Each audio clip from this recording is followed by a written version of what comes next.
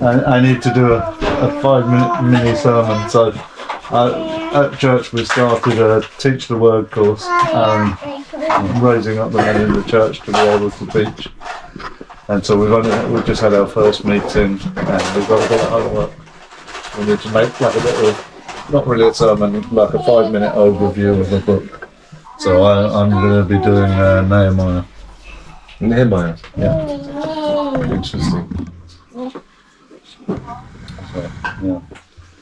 So I started well. I read the book the next day. Good. So what did you learn? What is the content and structure? The rebuilding of Jerusalem. Yes. And what can you see over there? I could see his desire of his heart for the people and for the kind of honor of Jerusalem, really. And do you see the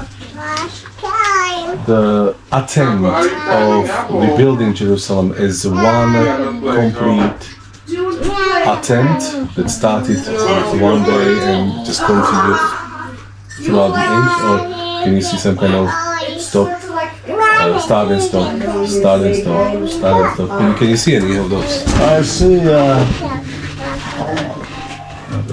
Thank you very much. I see kind of the provision, first of all, where the king firstly allows him to go.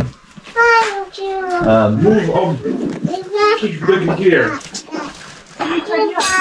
And the provision of the materials. And then Nehemiah's wisdom of kind of seeing what needs to be done with the job, like he actually surveys the site privately first of all. And then really there's kind of free rebuilds that I see. So he rebuilds in the physical sense. Let him sit, Abigail. Be nice. Of the actual wall, the gates, Abby, that's not and very nice. He was sat there and you kicked him out. he Say, "Ben, come and rebuilds sit down." Oh, this is in... Okay, thank you, Ben. it's in the structure of the society, the Levitical law, Be nice. putting it back in place, getting rid of the He doesn't want to play because he is afraid of the losing. enslavement of the people, really, with the extortionate loans. Abi, prestaň. Jdeme se hrát, kde je Hana? And he rebuilds the Jewish people in front of their enemies. With the help Or of do the you want to go Lord, and find her? when they want to. Thank you. Okay, guys. Thank you. Let's move somewhere else. Guys, we're making a mess. Is what I see so far, and yeah, I saw like a reflection of my own life in that, where my life crashed around me, and then the Lord came and rebuilt me, really, or is rebuilding me. Hannah is I here. wouldn't say I'm the finished product yet, Hannah but is downstairs. probably still a gate or two to hang, but Let's take the brush. so I felt it in a personal sense as well, a reflection of that rebuilding. So you have, I believe that you have 4 phases of rebuilding. Try this. So the 4 stages of return from exile, I would say. Yeah. And this is very important to understand what is the historical context of, because in Nehemiah what you can do very easily is to get lost which one was when, and there is 70 years difference between chapter maybe 1, 2, and chapter 4. You wouldn't know. There is actually a book of, I think it's a book of Esther. You can see between the 2 chapters in this book. Yes, so Esther is the mother-in-law of, not mother-in-law, stepmother. No, he just put everything on the table on the floor, so I told him off. So you can see that you have to be very careful about what is the historical thing context? Because what is really important to understand is, and you already mentioned it today when you were talking, was when you are going through the book, any story, you have to remove the hindsight of things that we have right now. We know how the story ends. We know how the story went, and you know how the story starts. But the person who is there, they didn't have that hindsight. And also the literary time of what is written over here might be so fast that you don't even realize. And then you come to this sometimes arrogant conclusion when you say, how come they didn't that decision? If they had all that information. But what do you realize actually? They made a decision 50 years before. Because they did not have that all information at once. They collected that information. So, and it's really good, So in the first stage, it's 538 before Christ under Cyrus II. Then you have 531 before Christ under Darius I. Then you have under Artaxerxes I or 390 under Artaxerxes II. This is led by Ezra. And Nehemiah comes under Artaxerxes I. Who rebuild the walls of Jerusalem against the stability of community and its trust. So you already see three other attempts to actually rebuild and continue, and three of those took the rebuild of either the walls or even the rebuild of a temple or whatever, or the idea of it. To a certain level, but they never continued. Yeah, and it was kind of, they were like mocked among their enemies around them, weren't they? And we see it as epic as as you would have it in the animated Bible stories. People come and they would laugh at them. But imagine, I had an uncle. He was building his house for 30 years, literally. 30 years. He was not able to finish his own house. What do you think was happened with people around him? They started to laugh at him. Yeah, they don't believe it's ever going to be finished. Exactly. So really and truly, if you are not, look at that, 538 to 440, that's 90 years between the beginning and when Ezra actually took it over. Or took it on him. Sorry, Nehemiah. It's a long time, 90 years. There's long enough time for people to start to laugh and say like, here, whatever, you have this kind of nonsensical mission that you will never finish. It's the same thing like Noah and his 100 years to build the ark. Come on, man. Yeah, it's going to rain any minute now. Exactly. And it's the same thing as we have now. Jesus coming soon. You're saying for the last 100 years. 200 years now. Actually, no, 1,000 years.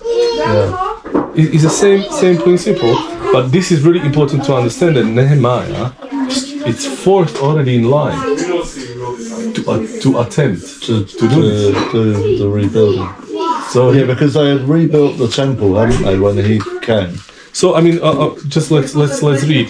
So they began to rebuilding temple in 538, but left unfinished because of local opposition. So obviously they did not have enough political authority to do it.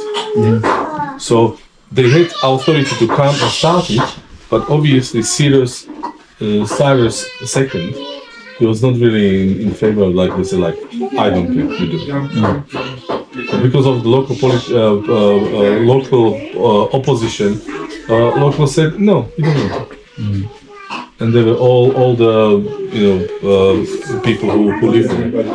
Then Zerubbabel and Jeshua, they encountered opposition, but with encouragement of a prophet Haggai and Zechariah completed the temple.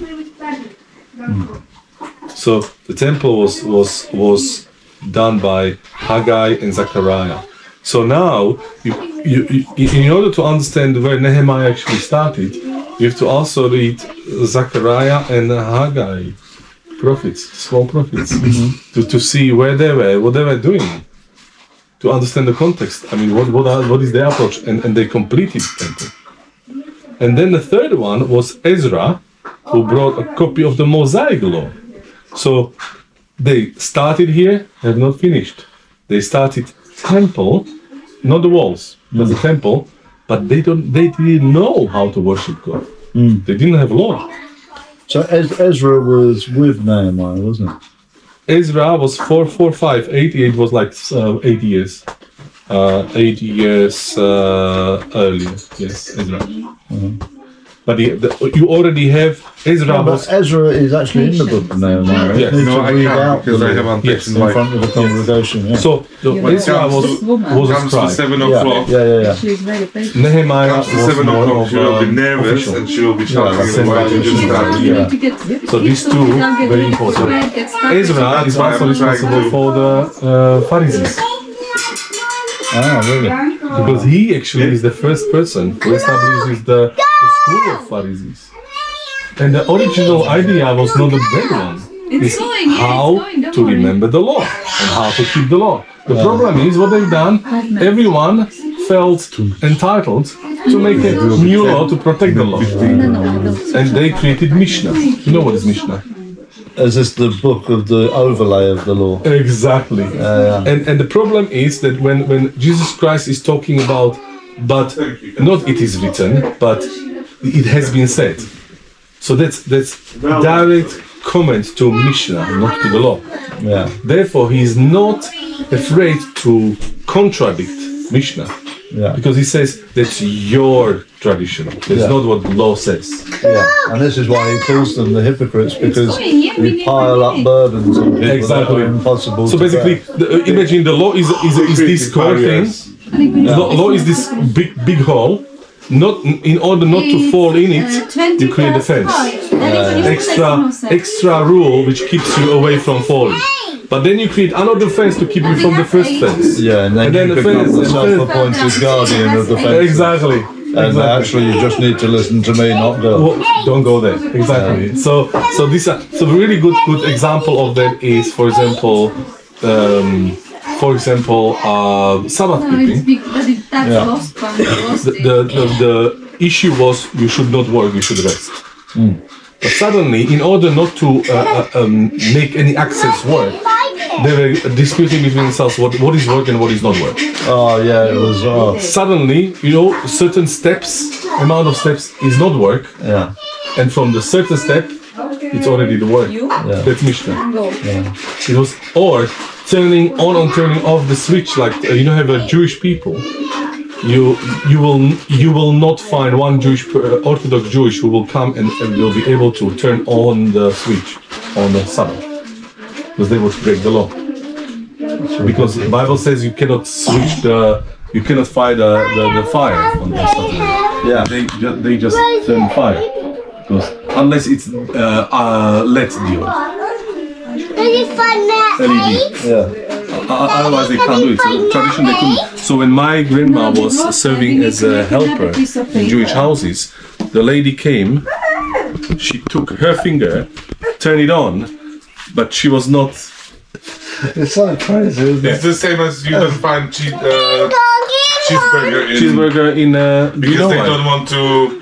So the law was meat with the mother milk. in numbers is written that you should not mix. Meat Not with, cook the Exactly. baby lamb in the mother. But a question. Goat. You go to the market. Do you know whether the mother and which one is mother? So in order to safeguard yourself, you say, you know what? Let's not mix milk with the meat. Suddenly, in America now, Jewish families have 2 kitchens, one for milk, one for meat. Oops, sorry. Not to mix it. See, suddenly they have 2 sets of pots, one for milk, one for meat. Why? Because they cannot mix these 2 things. The trouble was not mixing it, because it's not a health issue. The problem was that there was actually pagan worship. Part of the pagan worship was mixing these 2 things. No. That was they were doing in Palestine. And the problem was that God told them, don't repeat this pagan worship. Don't take part in it. Avoid this. What you saying? Burger is a pagan worship. No. No. What I'm saying, that basically they took something. They loaded themselves down with rules that were not from the Lord because they wanted to overdo it so much, but really it was the Pharisees that were hypocrites, is what the Lord called them, because they wrote their own laws over the law of God, kind of thing. So and poor Ezra, he had a good intention, but like every time when you can see when men will make rules about the rules, Yeah. you will not end up with God.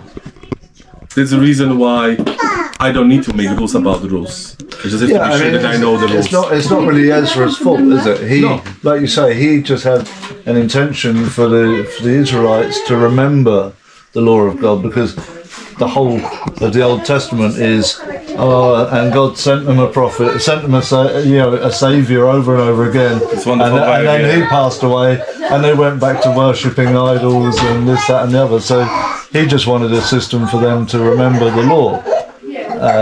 Is then further politicians and arrogant men that want to impose themselves, isn't it? And what is really interesting about reading the law, because you mentioned it with Ezra, the reading of the law, public reading of the law, was something that was normal in Old Testament. Yeah. There are several occasions in the Old Testament that we can actually point out. Moses speaks to the people in Exodus 20 when he's giving them the Ten Commandments. Yeah. Moses repeats the law in Deuteronomy chapter 5. Whole, not Ten Commandments, 13, sorry. Yeah, we just read it all recently. Yeah, Joshua reads the law. Joshua does the same thing. Joshua is 34. Yeah. Then Joshua renews the covenant. Yeah. Joshua 24. Then Joshua reads the law again in 2 Kings. Mm-hmm. And then in 2 Chronicles. Those Kings and Chronicles, they are really intertwined. And then Jehoshaphat teaches the law in 2 Chronicles again. And then Ezra reads the law in Nehemiah. Is it chapter 8, I believe? Yeah. So you can see it's a traditional thing for one reason only. Not to forget. Yeah. Not to forget. Don't forget there is a law. But the purpose of the law was not to keep it. Because if the purpose of the law is to keep it, then all sacrificial system is hypocrisy. Yeah, because God gave you something you can't keep, and therefore He gave you the escape mechanism of sacrifice. It's just ludicrous. Yeah. The law was to point out how bad we are, that we need sacrifice, which will be fulfilled completely by the Messiah. Yeah. That was the whole point of the law. Oh, sorry. Which is why Jesus said, "It is finished." Exactly. So the sacrificial system was just a temporary measure, pointing out again glorification of Jesus Christ. Yeah. Yeah, because the blood of goats and bulls can never fulfill the law. And that's the reason why is it written, I don't desire sacrifice, but I want your heart. That is what it is. Actually, I'm not sure whether it's not written in Nehemiah. Daddy, I like it. Stop doing so. Or is it in Ezra? What is actually? Yes. I'm not sure now. I'm not so well read in the Bible. Hey, Abby. He doesn't want to do it. She doesn't want to do it. Is it Isaiah? I don't think that's not in there. Abby, he thinks Maybe that's in Isaiah. She think it might be in thinks Isaiah. you're a he. So yeah. No, because really at that point in Nehemiah, the people have lost completely their relation to the Lord. But isn't it the same thing like? I can see this kind of a pattern, you know. What happened to Israelites with their knowledge of what's supposed to happen when they were 400 years or 300 years in Egypt? What happened with their knowledge? It's totally vaporized. Oh yeah. They had no clue. They were totally, Samuel, please don't. They were totally unaware. Yeah, they've lost their Jewishness. effectively. The identity was erased. Yeah. God has actually established their identity with everything, every single thing. Even, and that's the reason why, you know, when they are getting covenant between God and people. You know, the first attempt was. You see them in Exodus in the wilderness, basically cursing their release from slavery. Yeah, well, why did you take us out? At least we were fed in Egypt. At least we had fresh fruit. So they had this kind of survival mode. Where they didn't care about thriving and living. What they were thinking about was just pure existence. Yeah. You know, like, oh, but over there, at least we existed. Yeah. No. We don't care, we are free and we can thrive. Yeah. You know, we don't care that we can now worship God that, you know, that is the true one, that is created us. We don't care about, because it's almost like, I mean, they lost everything. Yeah. But, I mean, the first books really, I thought you were giving it to really highlighted to me how quickly we forget the Lord. And the Tiny terrorist. well, what David. Don't do it. And the reason why I'm mentioning the Egypt is because Nehemiah actually repeats the Aaronic level of delivery of Aaronic tribe. Levites, basically. Yeah, the Levites, He reinstalls the Levites. Aaronic, what is it? His role as a priest. Because a high priest could not be from any other line. Wasn't Ezra a Levite himself? I'm not sure. He was a scribe, I know that. I think he might have been a Levite himself. Maybe. But what is very interesting, what I heard before, and it was really interesting, was how, and I might confuse it now, but how God is preparing grounds when it comes to spirituality. You wouldn't like it yourself if somebody tries snatching from you all the time. He wants first that came was not building. Let's go. I can see that. Or what came first? I mean, if you take it chronologically, the temple was already there, rebuilt. Then the law was refreshed to people, and then people could build their houses, and then the walls were established around Jerusalem. No, Danko. Interesting progression, Yeah.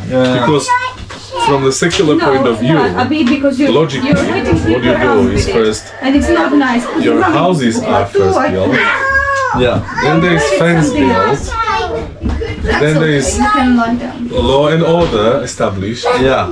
and then there is temple as the last thing. I don't know. I agree, because when Moses commanded the people of Israel, and God commanded Moses in the building of the tent of meeting and the ark and everything,